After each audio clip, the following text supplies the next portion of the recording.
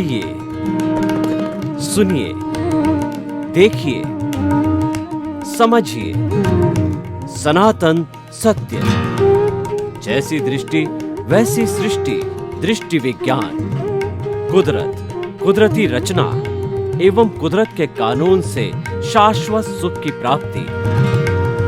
जोधपुर के परम पूज्य महात्मा उपासक प्रोफेसर डॉक्टर सोहन राज तातेड़ के निर्देशन में सनातन सत्य।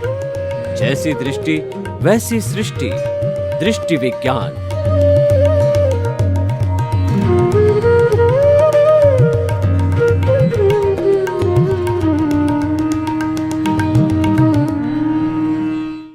भाई और बहनों, मातृशक्ति को नमन।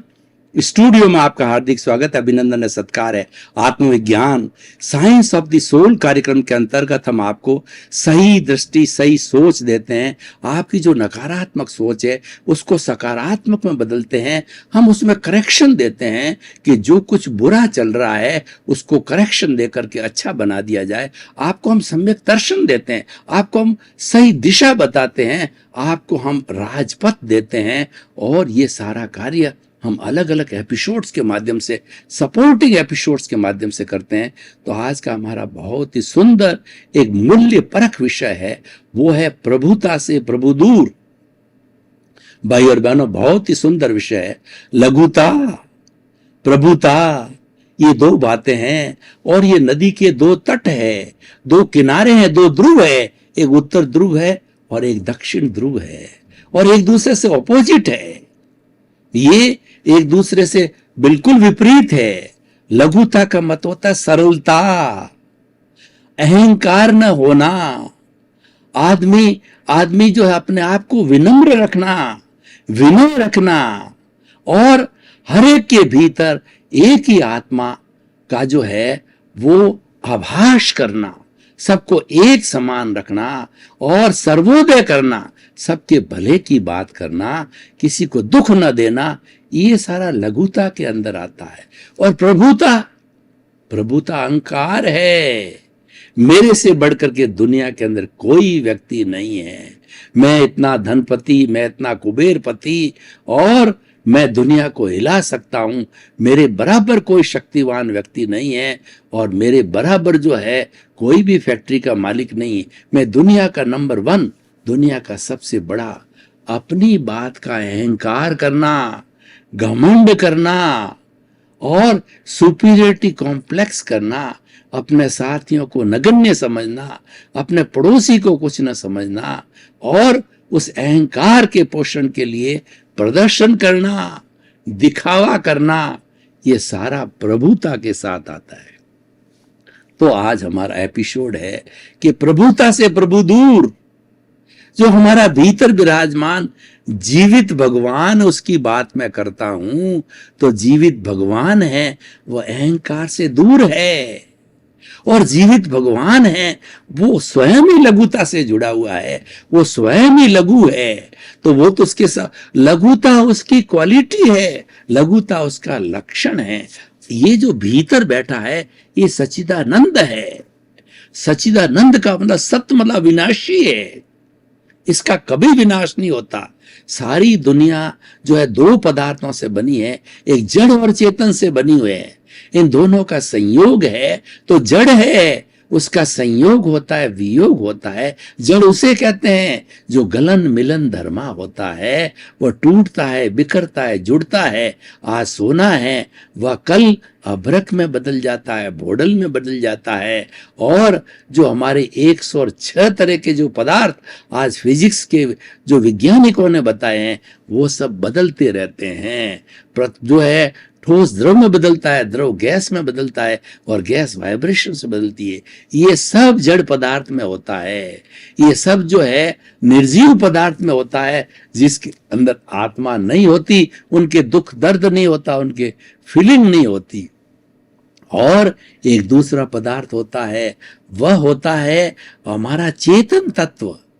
चेतन तत्व मुख्य है उसके फीलिंग होती है, उसके दुख होता है, उसके दर्द होता है, वह सृजन करता है, वह विसर्जन करता है, और वह सृष्टि का सबसे चेतन तत्व जो भी है, एकेंद्रिय से पंचेंद्रिय तक का जो है, वह इस पृथ्वी को देता है। हमारा एकेंद्रिय का पेड़ पौधों को देखें तो हमारे पौधे कितनी जड़ी बूटियां देते हैं, आयुर्वेद वाले जानते हैं, और पेड़ है वो हमको ऑक्सीजन देते हैं। आज विज्ञान ने बहुत तरक्की कर ली है, लेकिन वह हमारी प्राण वायु ऑक्सीजन की फैक्ट्री नहीं लगा सका, क्योंकि ऑक्सीजन तो खाली पेड़ पौधों से मिलती है, ये पैदा नहीं की जा सकती है।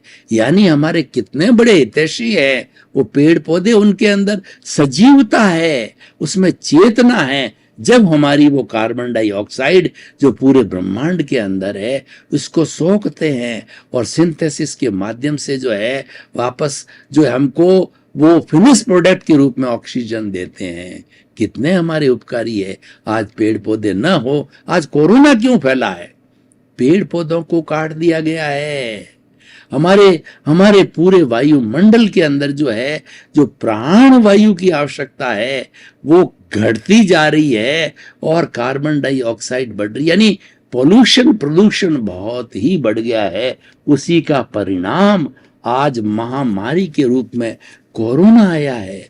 तो भाई और बहनों, इस वायरस को जीतना चाहते हैं, अपनी लाइफ स्टाइल को ठीक कीजिए, और जो हमारी भारतीय संस्कृति, भारत ही इसका सोल्यूशन देगा। भारतीय संस्कृति के अंदर हमारी प्रकृति को, हमारी नेचर माँ को जो है देवी के रूप में मान करके उनको नमन किया जाता था, पूजा की जाती थी। जल देवता, वायु देवता, पृथ्वी माँ, अग्नि देवता, सारे देवता करके उनकी पूजा की जाती थी। कि शीतला माता की पूजा की जाती थी कि वो हमको ठंडा रखे और हमको सुरक्षित रखे। वो भावना कहाँ चली गई? वो भावना लुप्त हो गई जब कोरोना आया, क्योंकि हम भौतिकवादी बन गए। भौतिकवाद है, जड़ पदार्थ है, ये कष्ट देता है। जड़ को साधन रूप में ही माना जाए, लेकिन हम इसको साध्य बना देते हैं और जड़ के अर्जन को ही हम अपना बहुत बड़ा जो लक्ष्य मान लेते हैं। तब ये सारी बीमारियां आती है, कोरोना वायरस आता है, महामारी आती है और विश्व हिल जाता है। कितने दुष्परिणाम आएंगे कि लोगों की जान गूंज जाती है, और इसके साइड इफेक्ट कितने आएंगे पूरे विश्व में। मंदी, बेरोजगारी, गरीबी, इसके परिणाम आगे हम सबको भुगतने पड़ेंगे। इसका मूल कारण क्या है कि हम अप्राकृतिक हो गए, हम कंज्यूमरिज्म में चले गए, हम भोगवृत्ति में चले गए, हमने त्याग का संतुलन नहीं किया और उसके साथ साथ में हम प्रभुता में चले गए।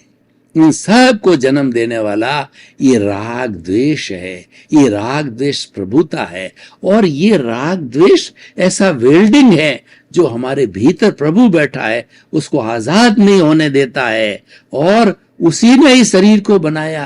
राग द्वेष नए राग द्वेष को पैदा करता है।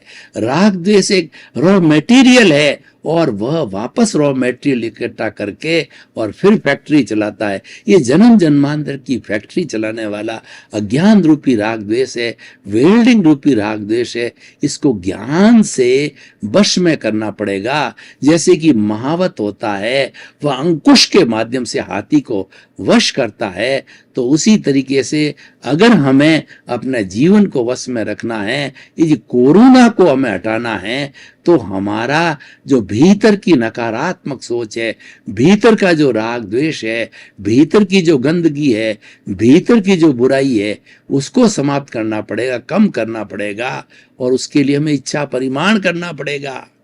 आवश्यकताओं को कम करो, लोभ को कम करो, क्रोध को कम करो, अहंकार को कम करो, माया को कम करो। और जब लोभ कम हो जाएगा तो सभी बीमारियों की जड़ ये लोभ है। इसीलिए कहा गया है कि लालच गला कटाता है, व्यक्ति लोभी होता है। लोभी के लिए कहा गया है कि विषयी नर की लालसा और पाम रोग की खाज, लोभी की धन लालसा और तीनों बेअंदाज।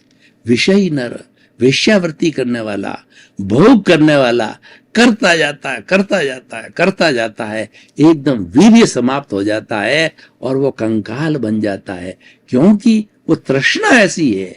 और पाम रोग की खाज, आपके अगर पाम रोग हो गया है तो आप खाज खिंडते रहोगे, खिंडते रहोगे, उसको खुजलाते रहोगे, लहू आ जाएगा, शरीर लहू लुहान हो जाएगा, तभी भी नहीं छोड़ता है। लोभी आदमी को देखो कि वो घर भरता रहता है, तिजोरियां भरता रहता है, बैंक बैलेंस भरता रहता है, क्योंकि ये तृष्णा है। तृष्णा तो आकाश के समान अनंत है, उस पर अंकुश किया जाता है। तृष्णा प्रभुता है, उस प्रभुता पर अंकुश करने के लिए जो हमारा भीतर प्रभु है वो क्या कहता है, लघु बनो, सरल बनो, राग द्वेष के को जीतने के लिए समता भाव लाओ। राग द्वेष जो है वो कोरोना वायरस है, एंटीवायरस ले जाओ, प्रतिरोधात्मक शक्ति ले जाओ। वह प्रतिरोधात्मक शक्ति है हमारी समता की भावना है। समता की भावना मतलब टॉलरेंस। पहले 100 लोग एक परिवार में, संयुक्त परिवार में इकट्ठे क्यों रहते थे? सब में टॉलरेंस की भावना थी। किसी बड़े, अपने से बड़े से किसी ने कह दिया, नो रिएक्शन। पेरेंट्स ने कह दिया, वो ब्रह्म वाक्य हो गया है, उसको मान लिया जाता है। और फिर कोई संशोधन कराना होता है तो थोड़े समय बाद रिक्वेस्ट की जाती है, और बड़े रिक्वेस्ट मानते ही है, क्योंकि बड़े होते हैं, वो छोटों को स्नेह देते हैं और उनकी बात मानते हैं। लेकिन रेस्पेक्ट बड़ों का किया जाना चाहिए, छोटों को स्नेह किया जाना चाहिए। ये संतुलन है, ये संतुलन है, लघुता के कारण होता है। प्रभुता अक्कड़पन, प्रभुता वाला व्यक्ति जो है एक ठूंठ की तरह होता है। इस ठूंठ को आप समझ सकते हो, वो झुक नहीं सकता है, वो टूट जाता है। तो प्रभुता वाला व्यक्ति जो है टूट जाता है, कभी झुकता नहीं है। लघुता वाला तो झुकता ही रहता है। लघुता का अर्थ ही मतलब होता है झुकना, झुकना, झुकना। आप देखिए कि एप्पल का पेड़ होता है, उस पे सैकड़ों एप्पल लग जाती है, तो वो पेड़ झुकता रहता है। ये नम्रता है, ये लघुता है, ये सरलता है, और उससे प्रभु खुश रहते हैं, क्योंकि प्रभु का गुण है और प्रभु का विभाव है, वह प्रभुता है।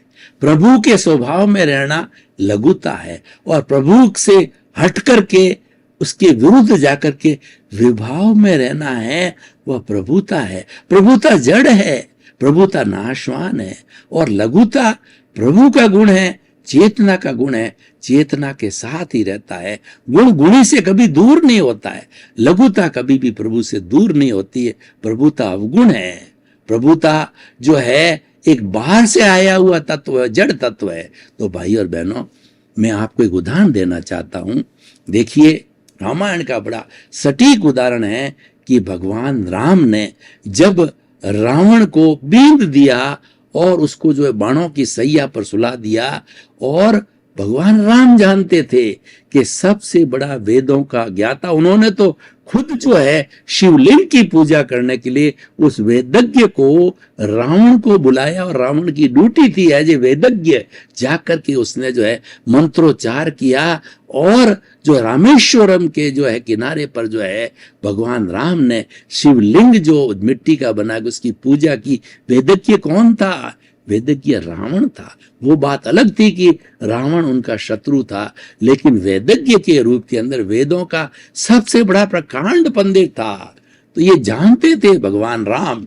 भगवान राम ने अपने भाई लक्ष्मण को कहा कि भैया तुम लक्ष्मण, तुम जाओ, सबसे बड़े दुनिया के वेदज्ञ का, वेदों के जानकार का जो है वो अंत होने जा रहा है, उसके पास जितना ज्ञान है तुम लेकर के आओ, क्योंकि सजीव व्यक्ति जो ज्ञान देता है वो सजीव होता है।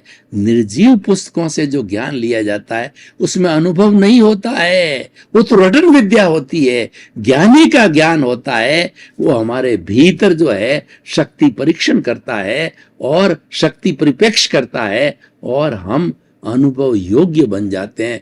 पुस्तकीय ज्ञान से नहीं बनते हैं, वो तो रटन विद्या है। तो वो भैया के कहने के कारण जो है वो लक्ष्मण जी जो है गए और जाकर के उसके सिर की तरफ खड़े हो गए, तो रावण ने उनकी तरफ आंख उठाकर भी नहीं देखा और बहुत देर तक जो है शक पकाए खड़े रहे, मन में चिंतन करके भैया ये हमारा दुश्मन है, तो ये भैया ने भेज दिया है। तो अनमने मन से वहां खड़े रहे और फिर वापस आ गए। भैया उसने तो, रावण ने तो मेरी तरफ आंख उठाकर भी नहीं देखा। तब भगवान राम ने पूछा तुम कहाँ खड़े थे? मैं उनके सिर की तरफ खड़ा था। तो उन्होंने कहा तुम्हारे में प्रभुता थी, प्रभुता से प्रभु दूर, प्रभुता के कारण तुम्हें ज्ञान नहीं मिला। अब मैं तुम्हें सूत्र लघुता का देता हूं, तुम जाकर के और रावण के पैर की तरफ जाके खड़े हो जाओ। पैर की तरफ जाके खड़े हुए, पैर का मतलब प्रणाम की स्थिति, लघुता की स्थिति, अहंकार का विसर्जन हो गया। जब हम किसी को प्रणाम करते हैं तो हमारी प्रभुता गायब। जब हम ईश्वर की भक्ति करते हैं तो प्रभुता गायब। हम नर के अंदर नारायण देखते हैं, प्रभुता गायब। हर व्यक्ति के भीतर वही आत्मा का अंश देखते हैं, दर्शन करते हैं। मेरे भीतर विराजमान 84 लाख जीवा योनि प्राणियों के भीतर विराजमान शुद्ध आत्मा भगवान को निर्दोष दृष्टि से दर्शन कर नमन करता हूं। अहंकार गायब। तो वहां पे जाकर के लक्ष्मण जी खड़े हुए और रावण ने उनकी तरफ उठा के देखा कि भैया ने आपके पास में ज्ञान लेने के लिए भेजा है। बड़ी मार्के की बात देखिए, रावण ने कहा कि मेरे पास बहुत बड़ा ज्ञान है, मेरे पास शिव जी का आशीर्वाद है, बहुत सी विद्याएं हैं, लेकिन भैया एक प्रभुता अहंकार के वशीभूत होकर के सीता मां का हरण किया और मैं सोचता रहा कि दुनिया में मेरे से बढ़ के कोई शक्तिशाली नहीं है, मेरे से बड़ा कोई व्यक्ति नहीं है, मेरे पास बहुत रिद्धि है, सिद्धि है। उस अहंकार ने, उस प्रभुता ने मुझे डुबाया और आज की मेरी स्थिति हुई। तो भैया मैं एक ही बात कहता हूं कि तुम कभी भी जीवन में अहंकार मत करना। ये सबसे बड़ा ज्ञान है, इससे बढ़कर के इस दुनिया में कोई ज्ञान नहीं है। यानी राग द्वेष को पास मत पटकने दो, इससे बढ़ के। और सारे दुनिया भर के सारे ग्रंथों को जो है अगर हम छान लें, उनकी अच्छी तरह से जो है हम छानबीन करें, तो एक ही सिद्धांत मिलेगा कि राग द्वेष से मुक्ति सच्ची मुक्ति है और प्राणी मात्र को दुख न देना, इससे बढ़ के कोई धर्म नहीं है। और दूसरे के दोष दिखे या दूसरे के प्रति बुरी भावना आ जावे तो वह दोष उसका नहीं है, वह दोष मेरा है। ऐसा चिंतन करने वाला लघुता से अभिभूत होता है, तभी वो करता है कि दुनिया में कोई दोषी नहीं है, दोष तो मेरे भीतर भरा पड़ा है। लघुता की बात बताऊं आपको, कबीरदास जी ने एक बार चिंतन किया कि मैं लिस्ट लेकर के जाऊं और दुनिया में पता करूं कि कितने लोग जो बुरे हैं, बुरा जो देखन मैं चला, बुरा न मिलिया कोई, और जो दिल खोजा आपना और मुझसे बुरा न कोई। कबीरदास जी ने कहा सारी दुनिया में घूम लिया, मुझे कोई बुरा आदमी नहीं मिला। भीतर टटोला, अरे बुराई की जड़ तो भीतर भरी पड़ी है।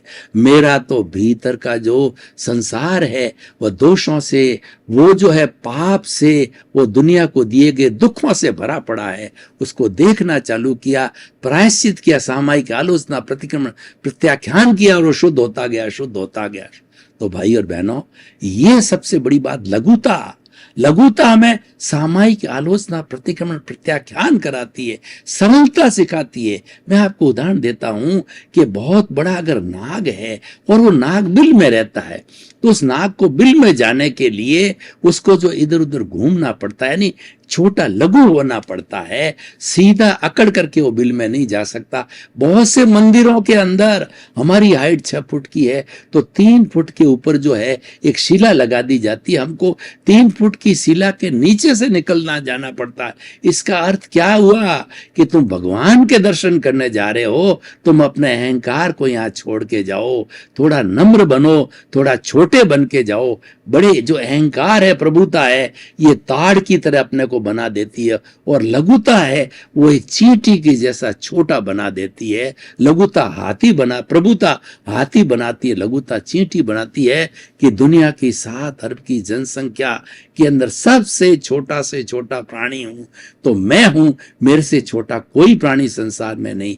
इतनी लघुता की भावना आती है तो हमको हर आत्मा के अंदर प्रभु के दर्शन होते हैं। हम आत्मवत समझते हैं, आत्मतुलावत समझते हैं। जब हम किसी को आत्मतुलावत समझते हैं तो हम कभी उसको दुख न देंगे, हम कभी अहंकार नहीं करेंगे। हमारा राग द्वेष जो सबसे बड़ा अज्ञान है, सबसे बड़ी वेल्डिंग है, वह टूटता जाएगा, टूटता जाएगा। उसको तोड़ने के लिए लघुता की आवश्यकता है, उसको तोड़ने के लिए समता की आवश्यकता है। और समता का अर्थ होता है समभाव। हमारी दो आंखें हैं, एक आंख राग की है, एक आंख द्वेष की है। ये प्रियता की है, ये अप्रियता की है, ये लाइक है, ये डिसलाइक है, ये खराब है, ये अच्छा है। ये राग द्वेष को छोड़ करके शिव जी का तीसरा नेत्र खोलो। थर्ड आई की हमारी संस्कृति में, हमारे ग्रंथों में बहुत चर्चा है। थर्ड आई में तीसरा नेत्र, नेत्र वो एनलाइटनमेंट का नेत्र होता है, वो समता का नेत्र होता है, वो लघुता का नेत्र होता है। जब वो खुल जाता है तो व्यक्ति इस संसार का भगवान बन जाता है। मैं आपको उदाहरण देना चाहता हूं कि स्वामी विवेकानंद वो जन्म से ही त्यागी पुरुष थे, वो महात्मा थे, 36 वर्ष जिए और वो पीछे से लेकर के आए थे प्रारब्ध अपना, और पीछे से कि दुनिया को कुछ देना है, पुण्योदय लेके आते। वो ढूंढते रहे बचपन से ही, मुझे कोई ज्ञानी पुरुष मिले, मुझे कोई गुरु मिले और मुझे ज्ञान मिले। गुरु बिना ज्ञान नहीं होगा। गुरु गोविंद दाऊ खड़े और काके लागू पाए, बलियारी गुरु आपने गोविंद दियो बताए।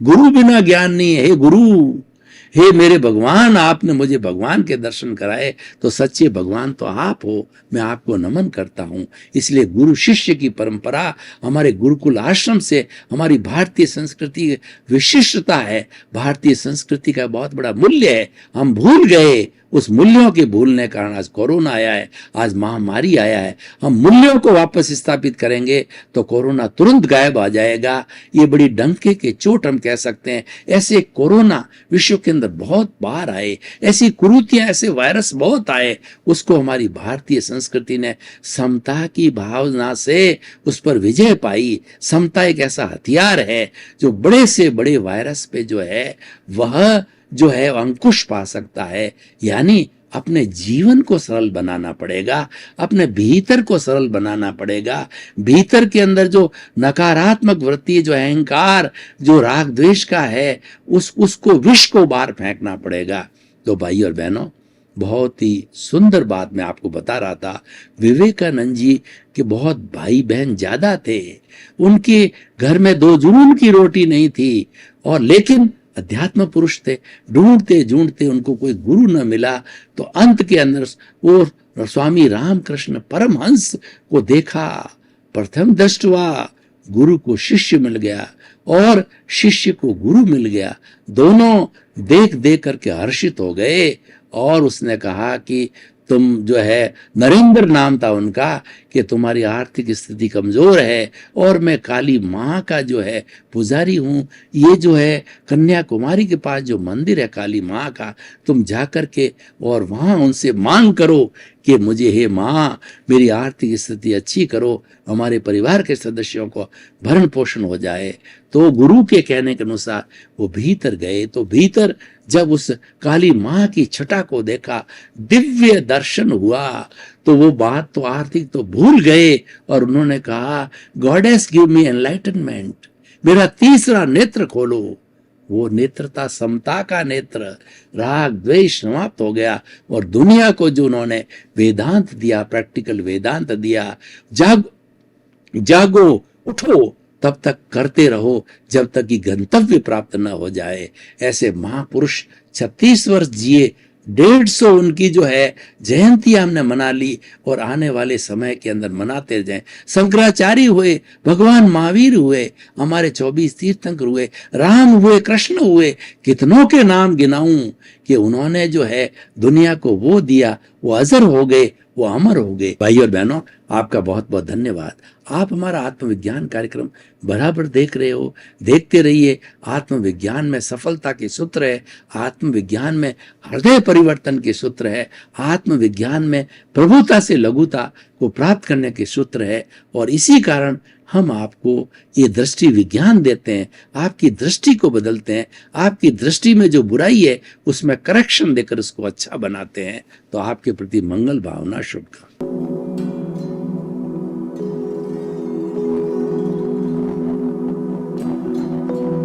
एक ऐसा अंतर्राष्ट्रीय ख्याति प्राप्त मानव जो गुरु प्रेरणा से पिछले 20 वर्षों से वानप्रस्थ जीवन जीते हुए 24 घंटे मानवता की सेवा में संलग्न है। एक ऐसा मानव जो अभी राष्ट्रीय, अंतर्राष्ट्रीय टीवी चैनलों पर 7,500 एपिसोड के माध्यम से सनातन सत्य, आत्मविज्ञान एवं पुनरुत्थान, व्यवहार एवं निश्चय जगत के जीवनोपयोगी विषयों पर हृदय स्पर्शी प्रवचन कर चुका है। उस मानव का नाम है महात्मा उपासक प्रोफेसर डॉक्टर सोहन राज तातेड़। प्रोफेसर तातेड़ द्वारा योग, दर्शन, शिक्षा विषयों पर रचित पीएचडी स्तर के 250 शोध ग्रंथ भारत के 100 प्रतिष्ठित विश्वविद्यालयों में शोधार्थी पढ़ रहे हैं तथा वे सभी शोध ग्रंथ वहां की सेंट्रल लाइब्रेरियों में उपलब्ध हैं। महात्मा सोहन राज ने अभी तक हजारों स्कूलों, कॉलेजों, विश्वविद्यालयों एवं संस्थाओं में सेमिनार, वर्कशॉप, कैंप लगाकर लाखों विद्यार्थियों को योग, दर्शन, शिक्षा का प्रशिक्षण देकर उन्हें सुसंस्कारित किया। डॉक्टर तातेड़ ने भारतीय संस्कृति उत्थान के 4000 से अधिक समसामयिक विषयों पर आर्टिकल लिखकर ऑनलाइन जर्नल, पत्रिकाओं, वेबसाइट्स पर प्रकाशित किया, जिसका उपयोग लाखों पाठक कर रहे हैं। उपासक तातेड़ के 5000 से अधिक आज का सुविचार, आज का शुभ संदेश, आज का मंगल भावना योग आदि चिंतन websites, Twitter, blogger, Facebook, YouTube माध्यमों से लाखों लोग अपना जीवन निर्माण कर रहे हैं। मानवता के मसीहा ऐसे महामानव महात्मा सोहन राज तातेड़ के प्रोफाइल को अभी तक विश्व के 20 लाख दर्शक यूट्यूब पर, 12 लाख गूगल पर एवं लाखों दर्शक फेसबुक, ब्लॉगर, ट्विटर और इंस्टाग्राम पर देख चुके हैं।